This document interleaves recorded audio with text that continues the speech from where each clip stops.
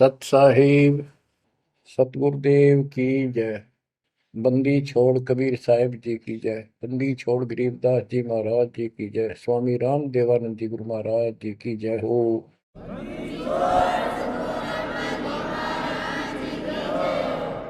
सर्व संतों की जय, सर्व भक्तों की जय, धर्मी पुरुषों की जय। श्री काशी धाम की जय, श्री सुडानी धाम की जय, श्री क्रोथा धाम की जय, श्री बरवाड़ा धाम की जय। सत साहिब गरीब नमो नमो सत पुरुष को नमस्कार गो की नहीं। सुर नर मुनि जन साधु संतों सर्वस दीन। सतगुरु साहिब संत सब दंडोतम प्रणाम। आगे पीछे मत हुए तिनको जा कुर्बान। बच्चों, धन्य है आपके माता पिता जिससे जन्म हुआ। धन्य है आपके पिछले जन्मों की भक्ति और संयम। उसी के परिणाम स्वरूप आज आप परमात्मा की शरण में आए हो। लख वर्षूरा जूझ ही लख वर्षा मध्य लख वर्ती जहान में तो सतगुरु से मांगे। भावार्थ है कि आप इतने अच्छे धर्म कर्म वाले व्यक्ति रहे हो, लेकिन मोक्ष नहीं मिला।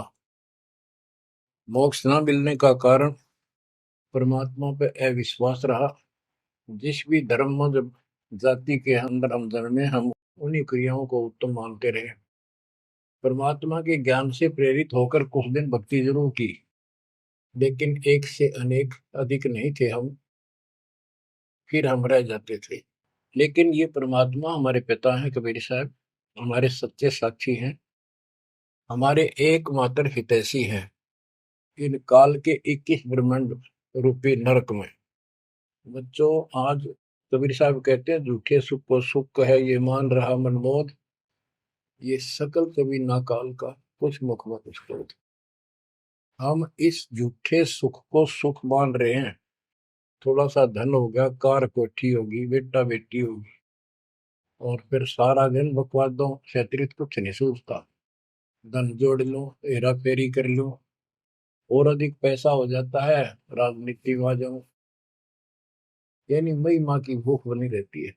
और ये हमारे जन्म मरण का मुख्य कारण है। जैसे आप धर्मदास जी के प्रसंग में सुन रहे हो, कितनी तड़प थी, कितना धन था, लेकिन कुछ भी बन ले, राजा बन ले, महाराजा बन ले, सेठ बन ले, और थे गरीब निर्धन बन। अब निर्धन को तो वैसे संतुष्टि नहीं, वो चाहता धन चाहिए। धन है तो सुख है। जिसका संतान नहीं है वो चाहता संतान है तो सुख है। कोई चाहता है मेरा सेठ धनवाला सोचता है कि मुझे कोई सुख नहीं। सुख तो इन राज्य महाराजों को होता है। राज्य महाराजों को सपने में भी सुख नहीं होता। बच्चों, यह बात जिस दिन आपके हृदय में बैठ जाएगी कि ये सुख है ही नहीं, रात को भी नींद नहीं आती इन राजाओं को, नेताओं को। लेकिन कुछ दिन कमांड चलती है इनकी, इसी में फूले रहते हैं। फिर ये भी सोचते हैं कि स्वर्ग में सुख होगा। स्वर्ग के राजा इंद्र, वो भी महादुखी, 24 घंटे टेंशन रहती है, कोई तप करता है और तेरे इस राज ने छीन ना ले। स्वर्ग का राजा नीचे यज्ञ करके या तप करके बनता है, और उसमें एक शर्त होती है कि तेरे शासन के दौरान, तेरे शासन काल में यदि कोई पृथ्वी पे ऐसा तप कर लेगा जो खंड ना हो, कुछ समय निर्धारित है, और 100 अश्वमेध यज्ञ निर्बाध कर गया, तो तेरी पदवी को छीन लिया जाएगा, उसको ये पद दिया जाएगा। तो बच्चों, उस राज को बनाए रखने के लिए इंद्र कति हद भी पार कर देता है, अति कर देता है। इज्जत बेइज्जती का सवाल भी नहीं रहता। एक प्रसंग आता है, मार्कंडे गोसाई तपस्या कर रहे थे बंगाल की खाड़ी में। इंद्र को पता चला कि एक साधक मार्कंडे बहुत जबरदस्त तप कर रहा है और कुछ दिनों में उसका तप संपूर्ण होने वाला है। और तेरी गद्दी जाएगी। उसने अपने देवता गुप्त रूप में गुप्तचर छोड़े होते हैं। इंद्र ने अपनी पत्नी भेजी उसका धर्म खंड करने के लिए। कति अंत हो जाता है आदमी जब अपनी पत्नी को पर पुरुष के पास भेजता है, यहाँ कति गिरावट की अंत आ जाता है। इतना जलील होना पड़ता है इस राज्य को बनाए रखने में, और वो भी हार जाती है।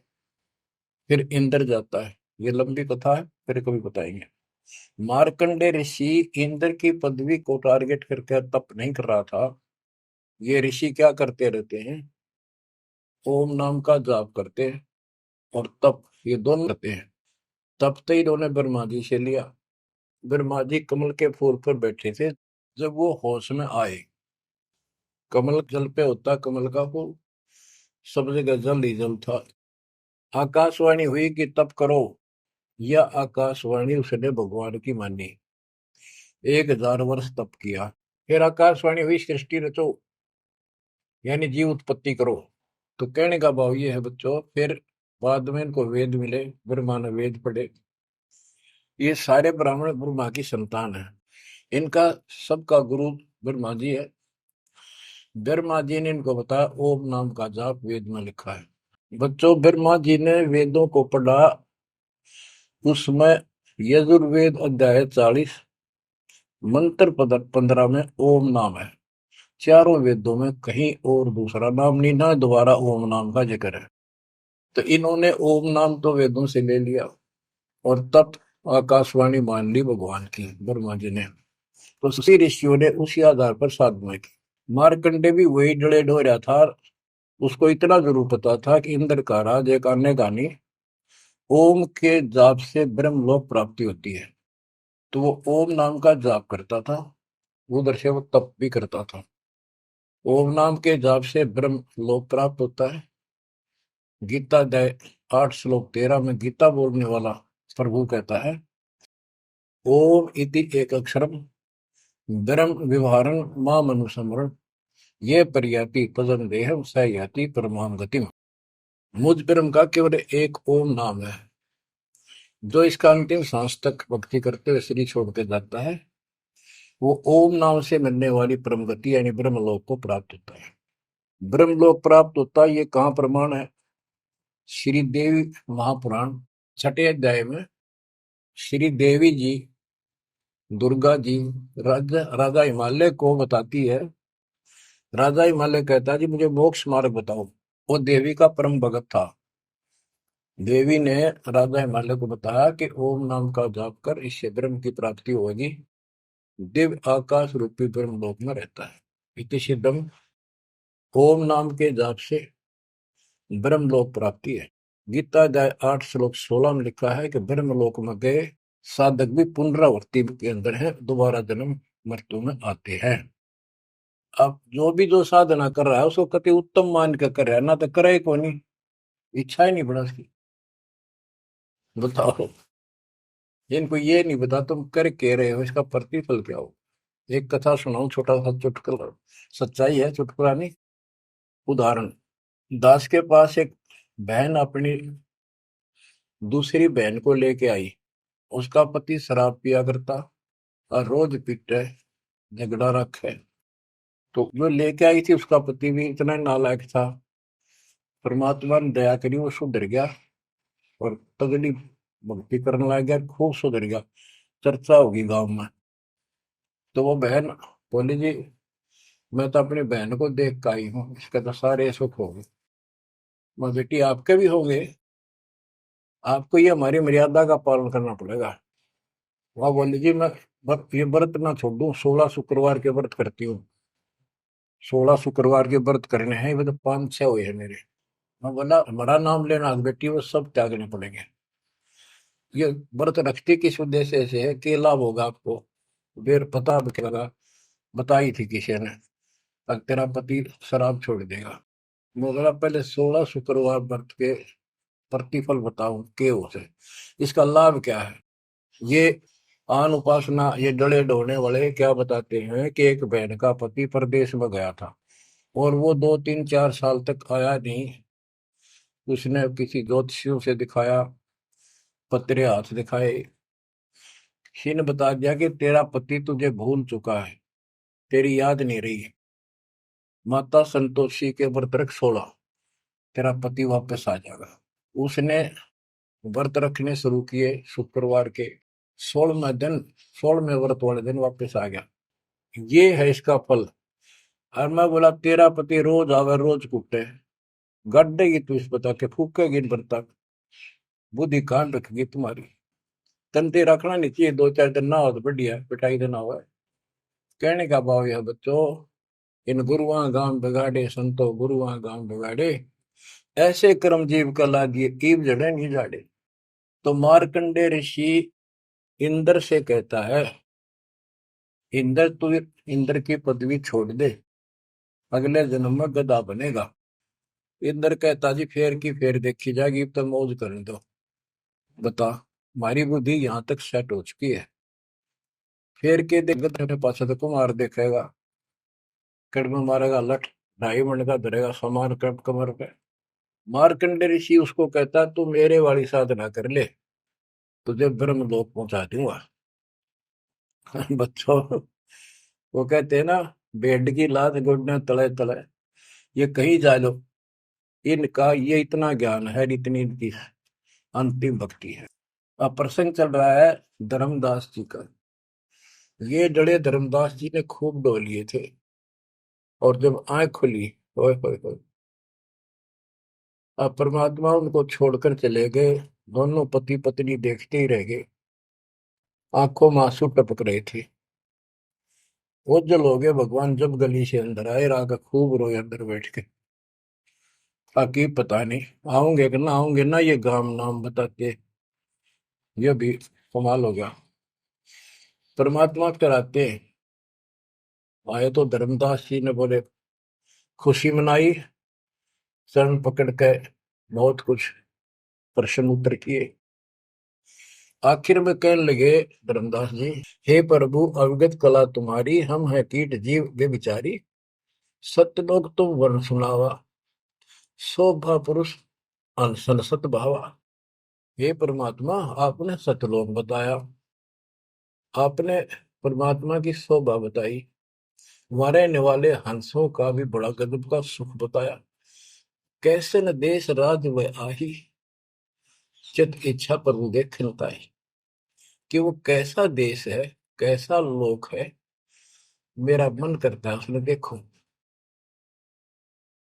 परमात्मा बोले धर्मदास ये निर्घनी काया, निर्घनी ये बेकार, इसमें डंगा भरा पड़ा, काम क्रोध लोभ विष्टा थूक ब्लड टट्टी पेशाब, इसमें कैसे दर्शन होगे उस भगवान के। मैं जो बताता हूं तू ऐसे भक्ति शुरू कर दे, और जब शरीर छोड़ के जाएगा तो आपको परमात्मा के दर्शन हो जाएंगे। वहां सतलोक भी देखिए, वहां सारे अपने बहन भाइयों में खुशी करे ना। धर्मदास ये निर्गनिकाया, ये तन पुरुष दर्श के में पाया, इस तन में भगवान कैसे दिखेगा। तन ठीक का जब पूरा हो भाई, सतलोक तो देखो जाए। जब ये तेरा शरीर का समय पूरा हो जाएगा जीवन, फिर इसको छोड़ के सतलोक देख लिए जाके। धर्मदास के चरण हो रहा, हे प्रभु दर्शा मिटाहो मोरा, शरण टेक प्रभु विनय हो ही, पुरुष दर्श बिन कल नहीं मोही। दोनों चरण पकड़ के धर्मदास ने बोला, ये भगवान एक में दिखा दो, मेरी यह भगवान के दर्शन की प्यास मिटा दो, उसके दर्शन बिना मुझे एक पल भी चैन नहीं होगी। परमात्मा बोले भाई मैं ही हूँ प्रभु, सारी सृष्टि का मालिक मैं हूँ, मैं आपका गुरु हूँ। दीक्षा दी धर्मदास जी को मेरे, मैं आपका गुरु हूँ, मैं आपका भगवान हूँ, मैं सतपुरुष हूँ, और मेरा ही नाम कबीर है। लेकिन उसके आवाज समझ में नहीं आई, और बार बार यही कहने लगा भगवान के दर्शन करा दे, भगवान के दर्शन करा दो। जब मेरी आत्मा मानने गई, बच्चों विचार करो, पहले हम किसी की भी भक्ति शुरू कर दी, राम की, कृष्ण की, शंकर भगवान की, विष्णु भगवान की, किसी की भी, और सब स्वर्ग बताया करते। कदे मैं क्या अगला स्वर्ग दिखाओ हमने जब मानूंगा। पर जब ठीक ठिकाना आता है, ये मन अड़ियल घोड़े की तरह अड़का खड़ा हो जाता है। इसने केवल बकवाद करवानी, अच्छे राह पर लगते समय सौ बाधा पैदा करता है। ये मन अड़ रहा था। गुप्त भय प्रभु अविगत ताता, धर्मदास मुख आवन बाता। जब इतनी जिद करी परमात्मा अंतर ध्यान हो गया और धर्मदास मुंह खोले रह गया, ना हाँ करे ना बोले, या के बनी क्या कहने लगा, मैं मतिहीन कुमती मोहि लागा, मोहि सम कौन है जग में बागा, मैं मूर्ख प्रतीत न कीना, अस साहिब के मैं नहीं चीने। अब कौन विधि दर्शन पाऊं, दर्शन बिना मैं प्राण गवाऊं, चरणोदक बिन करुण अग्रासा, तदो शरीर कह धर्मदासा। अब क्या कहता है, मैं बड़ा निकम्मा, मैं दुष्ट आत्मा, मतिहीन, कितना मुंह ला लिया भगवान ने मेरे को, और देख मैं कितनी जिद कर गया, मेरे जैसा निर्भाग धरती पर नहीं। मैं मूर्ख, मैंने भगवान पर विश्वास ही नहीं किया, फिर वो बुरी तरह, इस मन की यह गंदी आदत है। अब कौन विधि दर्शन पाऊं, दर्शन बिना मैं प्राण गवाऊं, चरणों तक बिन करो न ग्रासा, जब लगूं के चरण धोकर नहीं पी लूंगा मैं, अन्न नहीं खाऊं, तजो शरीर कह धर्मदास, नहीं तो मरूंगा। दिवस सात लग अन्न न खावा, भजन अखंड नाम लो लावा। जो नाम दिया था उसमें डट के भक्ति करता रहा, ना कुछ खाया ना पिया। सातवें दिन पर वो प्रगट दिखाए, धर्मदास पद गए अपलाए। सातवें दिन परमात्मा आए, धर्मदास ने पैर तड़फते हुए पड़े पड़े ने पैर पकड़ लिए, दृढ़ श्वासा निपट अधीरा, पड़े चरणन में अक्षीण शरीरा। शरीर बहुत कमजोर हो गया था, धरती में पड़े पड़े ने सर्क के वाले के चरण पकड़ लिए, कर गए साहेब तही उठावा, शीश हाथ दे अंक मिला। परमात्मा ने उसके अपने हाथ का सहारा देकर उसको खड़ा किया और फिर अपने सीने से लगाया। धर्मदास चरणोदक लीना, चरण पखार आचमन कीना। धर्मदास ने फिर उठ के जल लाया, परमात्मा के चरण धो के पिए। परमात्मा बोले, हे धर्मदास, प्रसाद कुछ पाओ, कुछ खा लो, कर प्रसाद तो मुंह पे आओ, मेरे पास आओ फिर तो, और फिर मैं तुझे सारा ज्ञान बताऊंगा। तो धर्मदास ने जल्दी जल्दी कुछ खाया, उसका ये टेंशन थी कि चले ना जा। थोड़ा बहुत खाया, पानी पीकर पटदे से आगे बैठ गया। धर्मदास का शरनाई, सुन प्रभु अगर अपार, 7 दिवस कहाँ रहे, कौन देश पगडार। तो परमात्मा से पूछने लगा, है भगवान आप कहाँ रहे, कैसे कैसे रहे, कहाँ गए। फिर उसी बात पर आकर गया, हे प्रभु चिंता गण करो मोरा, पुरुष दर्श देव करो ने हो रहा। हे प्रभु चिंता गण गौ मोरा, पुरुष दर्श दिखाओ करूं ने हो रहा। मैं हाथ जोड़ूं, आपके नहोरे निकालूं, मुझे भगवान के दर्शन दिखा दे। परमात्मा कहते, धर्मदास ये हट का कर हो, मानो शब्द शीश पर धर हो। मैं तो कहूँ वो मान ले तू, हमरे गहे पुरुष पे जय है, बिना गहे वो हजार न पे। अब मेरे नाम को तो ठीक से जप, मैं मिल गया, गुरु के बिना उस भगवान की प्राप्ति नहीं हो सकती। हमसो पुरुष ऐसा आही, जल तरंग जल अंतर नाही। कि भगवान मेरे में इतना अंतर समझ ले, इतना भी अंतर नहीं है। जैसे समुद्र से लहरें उठती है, लहर और जल अलग नहीं होता। बच्चों, धर्मदास जी को खूब समझाने की चेष्टा की कि हमारी सूरत गहो चितलाई, तभी पुरुष पतन, मेरे को भगवान रूप समझो, तब मालिक की प्राप्ति होगी। से हृदय प्रतीत अस आने, गुरु और पुरुष भिन्न नहीं जाने। गुरु और परमात्मा को अलग नहीं समझा है, तो शिष्य में ऐसी श्रद्धा होनी चाहिए। जब लो चित असरीति ने आवे, जब लग ऐसा भाव नहीं होगा, तब लग जीव लोक नहीं सतावे। धर्मदास चित बहु सकाने, चरण टेक वो विनती ठाने। सारा कुछ कह लिया भगवान ने, पर उसने अपनी बात को ऊपर रखा। परमात्मा भी चाहते थे कि मैं एक अपना आई विटनेस तैयार करूं। हे प्रभु सत कहो तो पाही, तुम ते कुछ तुस्ताई नहीं। मोरे तुम पुरुष हो स्वामी, यम त छुड़ाओ अंतर्यामी। हो प्रभु, वर्णव लोक की शोभा, ताते आदि मोर मन लोभा। आपने इतना सुंदर लोक बताया, वहां के इतने सुख बताए, तो इसलिए मैं देखना चाहता हूँ। तब लीला बहुत हम देखा, आपके चमत्कार मैंने बहुत देख लिए। पुरुष दर्श बिन रह ये रेखा, भगवान के दर्शन नहीं कर लूंगा इतना मेरे मन का दोष निकले नहीं। जो किंकर पर हो दयाला, तो छिन में होएगा पुरसाला। कि मेरे दिल का कांटा जब निकलेगा, जब आप यह दया कर दोगे। तब परमात्मा ने कहा, धर्मदास ठीक है, चलो। बच्चों, उस समय परमात्मा कबीर जी और धर्मदास अकेले उसके एक बगीची सी थी, उसमें थे, दोनों ही जने थे। धर्मदास जी की आत्मा को लेके परमात्मा ऊपर चले गए। पीछे से लोगों ने देखा, घर वालों ने जाके देखा, धर्मदास आया नहीं, क्या हो गया। वो बेहोश पड़ा, जैसे कोमा में होता है, मरा नहीं। 3 दिन तक ऐसा रहा। मालिक को ऊपर लेके गया। धर्मनी जो ऐसो चितके ना, तन तद चल लोक प्रवीणा। छोड़ इस शरीर को, चल मेरे साथ। राखो तन गौण ले हंसा, ता पहुंचे जा काल ही संसा। क्षण एक में पहुंचे जाई, अवगत लीला लखे को पाई। शोभा लोक देख सुख माना, और उदित असंख्य शशि और भाना। इतना प्रकाश उस लोक का, जैसे असंख्य सूर्य और चांद उदय हो गए हों। परमात्मा कबीर जी जिंदा बाबा के रूप में थे। जब सतलोक में पहुंचे, और जब उस परमात्मा के महल के सामने सतलोक में संतरी खड़ा था, परमात्मा बोले, भाइयों, मृतलोक से एक हंस आए हैं, धर्मदास इनका नाम है, और इनको वह परमात्मा के दर्शन कराओ सतपुरुष के। द्वारपाल ने एक और भगत को बुलाया और कहा, इनको सतपुरुष के दर्शन करा के लाओ, महल में ले जाओ, दरबार में।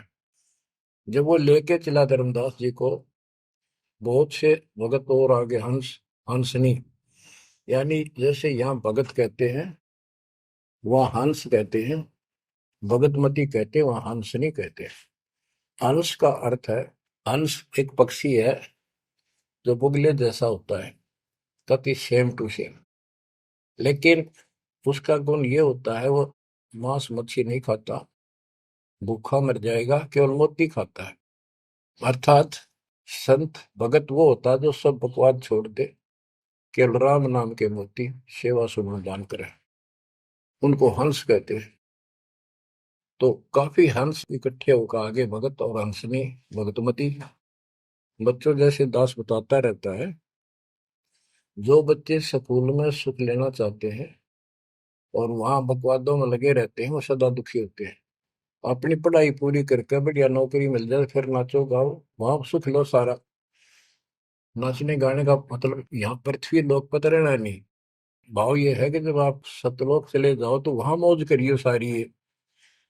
यहाँ का एक नाचना और कित का गाना, एक पलक में पता नहीं क्या हो जाए। तो जैसे सतलोक में दूसरे धर्म वाले कई कहते हैं, तो सतलोक की महिमा बताते हैं कि सतलोक में प्रकाश ही प्रकाश है, वहां और कुछ है ही नहीं। वो आत्मा उसमें ऐसे मिल जाती है जैसे बूंद समुद्र में। ये पूरा राधा स्वामी पंथ, सच्चा सौदा वाले, सरसा वाले, गुरुदेव वाले, और भी सब इस यह रटला रहे, वहां कुछ नहीं है। और आंखों देखा धर्मदास क्या बताता है, वाणी पढ़ता हूँ, ये वैसे लिखी हुई है पुराने समय की, शुद्ध नहीं है इतनी, लेकिन अर्थ गजब का है इसका। कहते हैं, जित देखा जगमग झलका ही, देखत हर्षित भय ही भाई। धर्मदास ने जहां देखा, इतनी सुंदरता, प्रकाश में गजब का नूर, चमक, देख देख खुश हो रहा है। द्वारपाल हंस जो रहिया, ता में एक हंस से कहिया, ए हंस, तुम जाओ लिवाई, पुरुष दर्श दे आनो भाई। इसको धर्मदास को ले जाओ, परमात्मा के दर्शन करा के वापस यहीं ले आना। चले लिवाए पुरुष तब पैजा, हाँ अचानक हंस वो आए तब ही, वहां बहुत से अचानक और हंस आगे वक्त। करत कोलाहल मंगल चारा, शोभा अद्भुत अंग अपारा। ओहो, उनके जो वहां पर भगत आए और भगतनी आई, इतने गजब के सुंदर शरीर देखते ही बने। उनके गले में रत्नों की माला और जगमग दे, बहुत गजब का, बहुत सुंदर कपड़े पहन रखे, अमर चीर शोभा धर्माए। अनसन भाल शोभा के वर्णो। धर्मदास कहता है कि उन हंसों के माथे की शोभा क्या बताऊं, बहुत गजब की। रवि करता रोम षोडश चंद्र भाल छिवि लहू, यानी 16 चंद्रमा का प्रकाश हो उनके माथे की, इतनी चमक थी, इतना नूर था।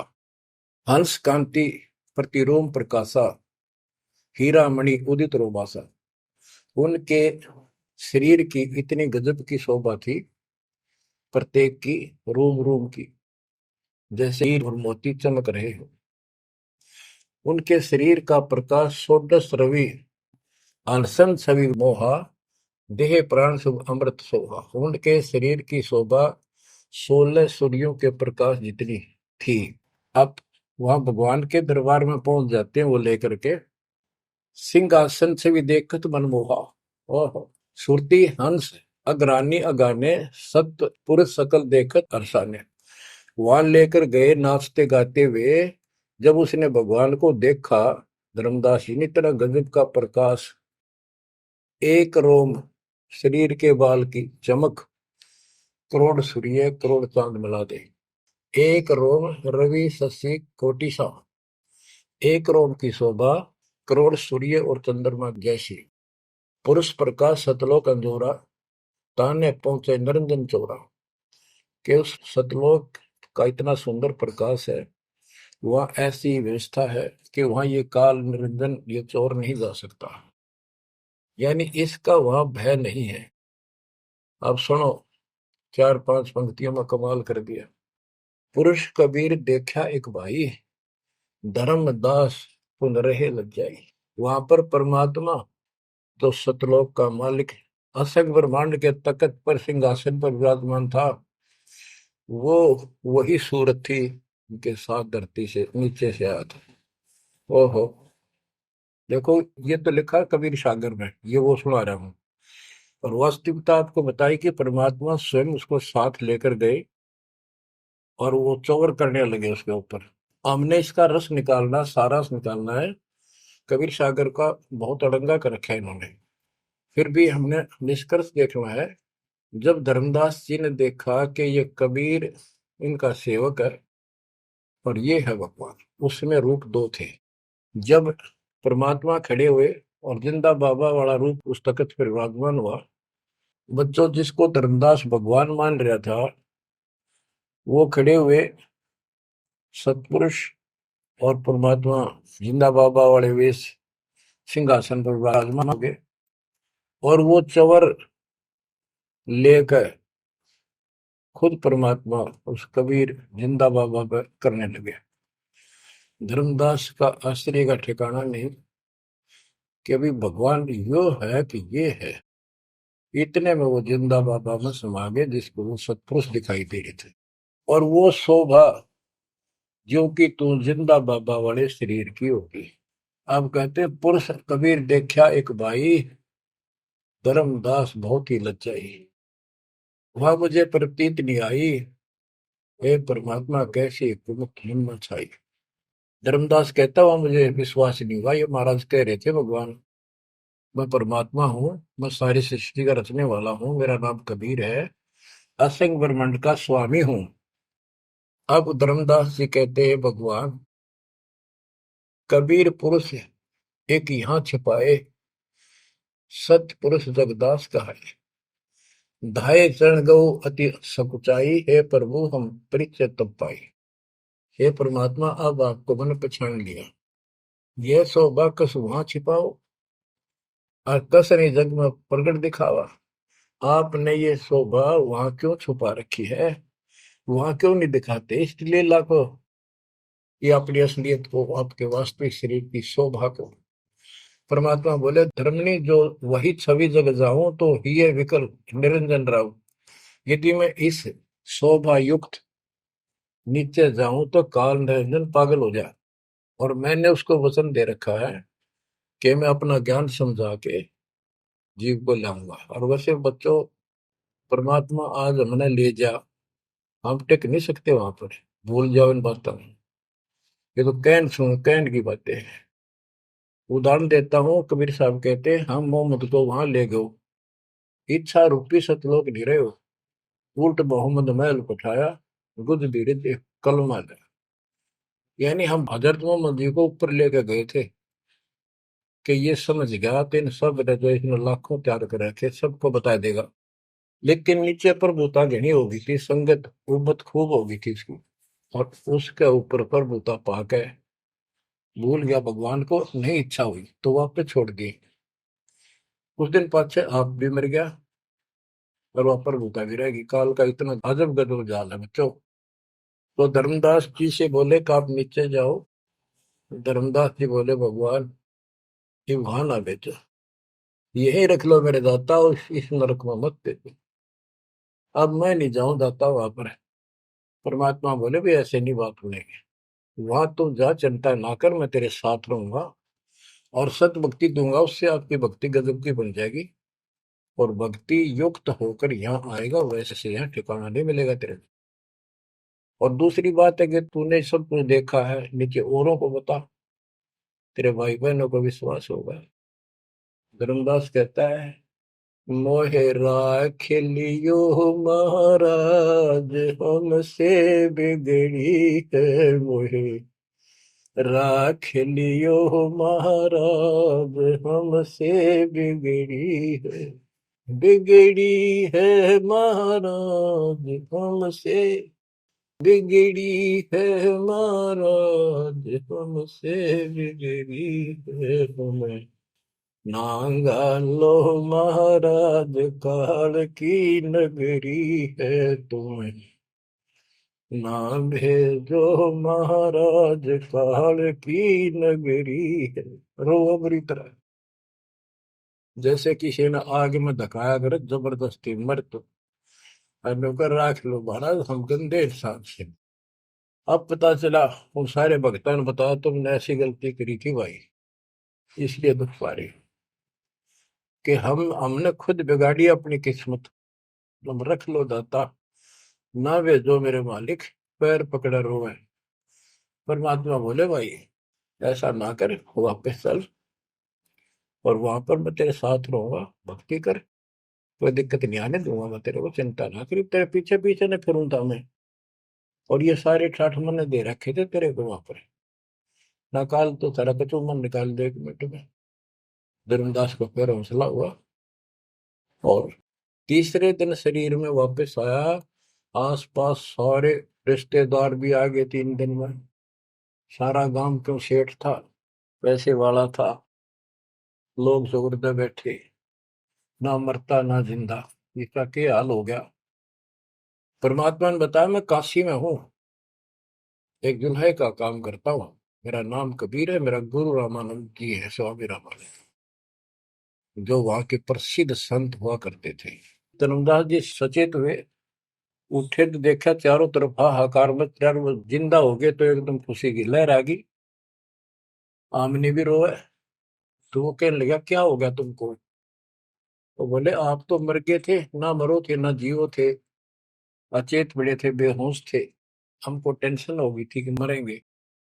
तब उसको विश्वास आ, नहीं तो स्वप्न मानना वो। ये मन इतना दुष्ट है, इतना उल्टा चल रहा है, जब ठीक ठिकाने की तरफ चलता है जीव, परमात्मा कसर नहीं छोड़ते, ये उसका बाप है। तो तब धर्मदास को विश्वास हुआ रे तेरे की, सचमुच में तो सचखंड गया, सतलोक गया था। फिर उनको बताने लग गया सारी, मैं वहां गया था, सतंदा बाबा भगवान है, खुद है, सारी सृष्टि के रचने वाले हैं, ब्रह्मा विष्णु महेश, तब के सामने कुछ भी नहीं है। वो रिश्तेदार आए थे तो चले गए, पागल हो गया, भांडन दे, जिंदा हो गया शुक्र है। लेकिन जिसका लागे वो तन जाने, धर्मदास काशी पहुंचे और देखे दुल्हे के रूप में बैठे वह सूरत ज्यों की त्यों चरणों में पड़ गए।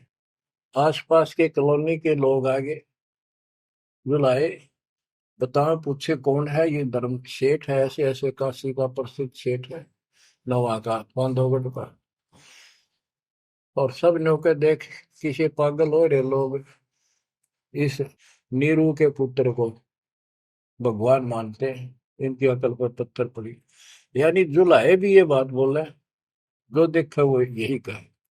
धर्मदास जी ने चरण पकड़ कर छोड़े नहीं, परमात्मा गलती बहुत होगी, हे दयालु माफ करो।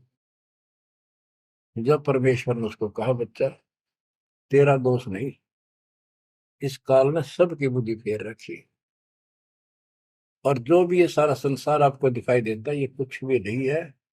एक सेकंड में मृत्यु हो जाती है इंसान की, और फिर कुत्ते गधे बनाकर छोड़ देता है। इसने तो सच्ची भक्ति करने नहीं देनी, या सच्ची भक्ति या जैसी भी आस्था मैं ही जीवों की बनाए रखे हुए हूँ। उस टाइम तो धर्मदास जी सारी मान्य था, वो बात ही नहीं रही। अब परमात्मा बोले, धर्मदास आप अपने घर जाओ, और बच्चा मैं वही आऊंगा तुम्हारे पास। धर्मदास बोला, जी आइयो, मेरा बेटे ने भी समझाइयो, और आमनी ने भी सतनाम दिया, बेटा भाई मैं आऊंगा पक्का। धर्मदास चले गए, परमात्मा वहां आमनी को नाम दिया। और धर्मदास जी बोले, जी मेरा एक पुत्र है नारायण दास, उसको भी समझाओ। धर्मदास जी ने नारायण दास बुलाया कि आजा भाई, गुरु जी आए हैं, भगवान आ रहे हैं। बैठ गया। परमात्मा ने जो ज्ञान सुनाया उठ के चल पड़ा। फिर बुलाए तभी नहीं आया। अगली बार भगवान ने खूब कह लिया, बुला लिया भाई, तेरे बेटे ने नाम दे दूंगा। धर्मदास गया, बेटा आजा, नारायण दास कल्याण हो जाएगा। काल के जाल में फंस गई। वो कहता, पिताजी आपकी मति मारेगी, इस जो लाए ने आपको बुद्धि भ्रष्ट कर दिया। देवताओं को छोटा बताता है ये देवताओं की निंदा करता है, मैं न इसके दर्शन भी करूं। धर्मदास ने खूब कह लिया, पर लड़का मानना नहीं।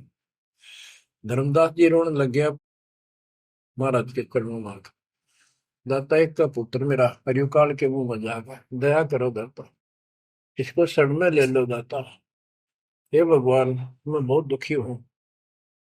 परमात्मा बोले, बेटा मैं समझाऊं तू समझावे, और इसकी माँ समझावे, कि तुम्हारे से ज्यादा इसका हमदर्द कौन हो सकता है। जब ये आपकी नहीं मानता तो भाई इसको छोड़ दो। ये महाराज इन्हों के छेड़ा जा है, ये महाराज समझाओ इसने। परमात्मा बोले, भाई यो काल का दूत भेज रखा तेरे घर पे, तेरे कति चौगरते तो बांध रखा तू, या बात मान ले मेरी। अब काल का दूत का धर्मदास का दुख हुआ इस बात का। आए इकलौते पुत्र ने गुरु जी काल का दूत क्यों बता रहे हैं।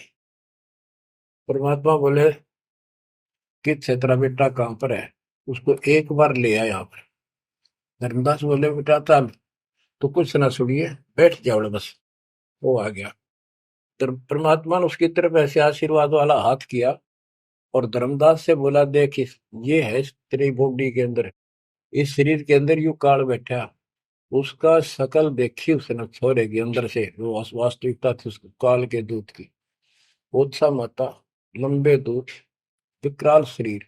परमात्मा बोले, यू बैठा इसके अंदर, यू काल का दूत है, ये कभी भी नाम नहीं लेगा, ना तेरे साथ चलेगा।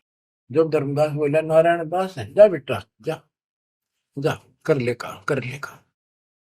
चरण में पड़ गया, भगवान मेरा तो बीज नष्ट हो गया, हे भगवान मेरा तो वंश ऊपर चला गया, बताइए काल पैदा कर हो गया मेरा तो। परमात्मा बोले, वंश ने के चाटेगा, तू पीछा छुटवा ले यहाँ से बेटा, क्या करेगा इस वंश का। ये तो काल खाई खुराक का, पहन पोशाक का, यम का बकरा पड़ता है, लेकिन हमारे तो रंग चढ़ रहा है। लोग के कहेंगे, फलाना के कहेगा, संतान ना हुई तो संपत्ति ने कौन लगा, कई बीमारी बांट रखी है, कई रोग ला रखे काल। परमात्मा बोले, ठीक है, तेरे को मैं अपना बच्चा, अपना हंस भेजूंगा, और आज से 1 साल के बाद तेरे घर में पुत्र उत्पन्न होगा, उसका नाम चूड़ामणि रखना। उस समय बताते हैं धर्मदास की उम्र 80 साल की हो चुकी थी और आमनी देव भी वरदौलिये थे।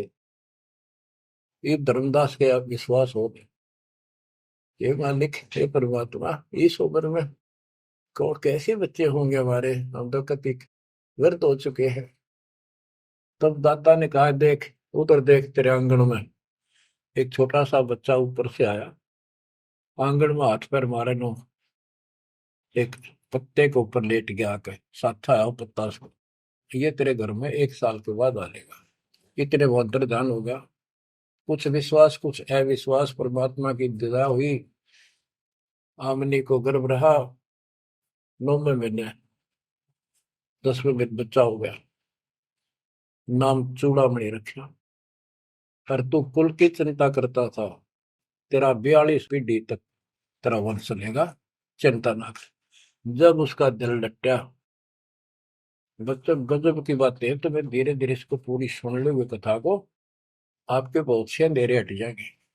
अब परमात्मा ने चूड़ामणि शाना हुआ, उसको दीक्षा दी, उसी को धर्मदास जी को भी गुरु पद दे दिया था। पर बोला तो किसी ने मंत्र ना दिया, ही सारा सार नाम तक दे दिया उसको, और कसम खवा दी कि ये नाम किसी को नहीं बताएगा।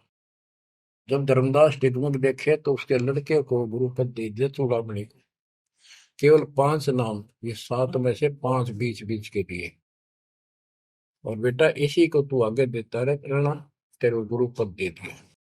परमात्मा की कोशिश थी, ये मंत्र करते रहेंगे, इनको मनुष्य जीवन मिलते रहेंगे, भगवान की आस्था इनमें बनी रहेगी, कुछ लाभ होते रहेंगे, और इस बिचली पीढ़ी तक जाना था उनको। लेकिन धर्मदास उसको बता दिया था कि काल मेरे नाम से 12 पंथ चलाएगा, जो सारे गलत साधना करवाएगा, और तेरे वंशज, तेरे परिवार वाले 6ठी पीढ़ी में जाके ये असली नाम भी छोड़ देंगे। एक टकसारी पंथ होगा, उसकी साधना शुरू कर देंगे, जो एक आने की नहीं होगी। जो इब सारे धर्मदास वाले दामा खेड़ा वाली गद्दी में वो टकसारी वाले की साधना चल रही है, वो 5 नाम भी गए। फिर धर्मदास रोने लग गया, ये मालिक इनका उद्धार कैसे होगा। तो बोले, मैंने कुल दिया तेरा 42 वंश, तेरे उद्धार उसका होगा जो मैं भेजूंगा, एक संत भगत अपना दास, उससे तेरे पीढ़ी वाले नाम लेंगे या सारा संसार लेगा, सबकी मुक्ति हो जाएगी। बच्चों, परमात्मा की असीम रजा है, आप ये सत्यनारायण कथा सुन रहे हो और सुनते रहो। मुश्किल से ये अमर कथा मिली है सुनने को। मालिक आपको मोक्ष दे, सदा सुखी रखे। सत साई।